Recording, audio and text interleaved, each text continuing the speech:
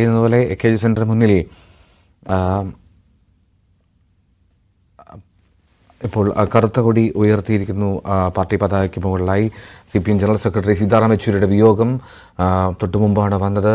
മുതിർന്ന CPM നേതൃത്വം നേതാക്കളെല്ലാം യെച്ചൂരിയുടെ അകാല വിയോഗത്തിൽ പ്രതികരിക്കുകയായിരുന്നു. ചികിത്സയിലായിരുന്നു അദ്ദേഹം. ചികിത്സയിൽ ആയിരിക്കെയാണ് അദ്ദേഹത്തിൻ്റെ മരണം സംഭവിച്ചത് ഡൽഹിയിലെ എയിംസ് ആശുപത്രിയിൽ.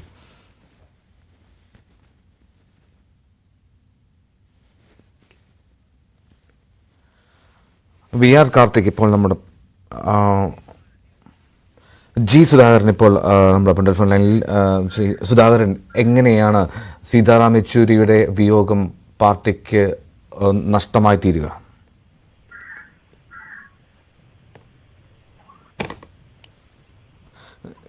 സുധാകരൻ, കേൾക്കാമോ താങ്കൾക്ക്? എങ്ങനെയൊക്കെ വലിയ നഷ്ടമാണ് പാർട്ടിക്ക് സീതാറാം യെച്ചൂരിയുടെ വിയോഗം? ശ്രീ സുധാകരൻ.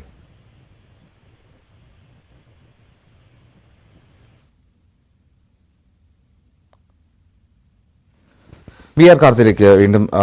കാർത്തിക്, തൊട്ടു മുമ്പ് കിരൺ സൂചിപ്പിച്ചതുപോലെ VSുമായിട്ടുള്ളൊരു ബന്ധം അത് വലിയ ചർച്ചാ വിഷയമായിരുന്നു വിഭാഗീയതയുടെ കാലഘട്ടത്തൊക്കെ. അപ്പോൾ അതിൻ്റെ ഏറ്റവും VSന് നൽകുന്ന പിന്തുണ, യെച്ചൂരിയുമായിട്ടുള്ള ആത്മബന്ധമൊക്കെ പലപ്പോഴും VSനെ സൂചിപ്പിക്കുകയും ചെയ്തിട്ടുണ്ട്. ഈ പാർട്ടിയുടെ പ്രതിസന്ധി കാലഘട്ടത്തിലെ ഈ ജനറൽ സെക്രട്ടറി പദവിയിലിരിക്കേണ്ടി വന്ന ഒരു നേതാവിന് അദ്ദേഹത്തിൻ്റെ ടേം പൂർത്തിയാകാൻ മാസങ്ങൾ മാത്രം ബാക്കിയുള്ളപ്പോൾ എങ്ങനെയൊക്കെ ആയിരിക്കും അദ്ദേഹത്തിൻ്റെ പ്രവർത്തനങ്ങളെയും അദ്ദേഹത്തിൻ്റെ ആത്മബന്ധങ്ങളെയും അദ്ദേഹത്തിൻ്റെ ഇടപെടലുകളെയും ഒക്കെ പിന്നീട് കാലം വിലയിരുത്തുക? എൽദോ പറഞ്ഞതുപോലെ 21ാം പാർട്ടി കോൺഗ്രസിലാണ് ഇത്തരത്തിൽ യെച്ചൂരി ജനറൽ സെക്രട്ടറിയായി വരുന്നത്. തുടർന്ന് ഇങ്ങോട്ട് 2015 മുതൽ ഇങ്ങോട്ട് ഏതാണ്ട് 10 വർഷത്തിലധിക കാലവും ചർച്ചയായ CPMന്റെ സമകാലിക രാഷ്ട്രീയത്തിൽ ഏറ്റവും ശ്രദ്ധേയമായ 2 വരികൾ VSന്റെ യെച്ചൂരി, യെച്ചൂരിയുടെ VS, അതായിരുന്നു സമവാക്യം. സ്വാഭാവികമായും 2015 യെച്ചൂരി ജനറൽ സെക്രട്ടറിയായി തിരഞ്ഞെടുത്തു എന്നതിൻ്റെ ഔദ്യോഗിക പ്രഖ്യാപനം വരും മുമ്പ് തന്നെ സോഷ്യൽ മീഡിയ ഹാൻഡിലിൽ VS അദ്ദേഹത്തിന് ആശംസ അർപ്പിച്ചുകൊണ്ട് പോസ്റ്റ് ഇട്ടു.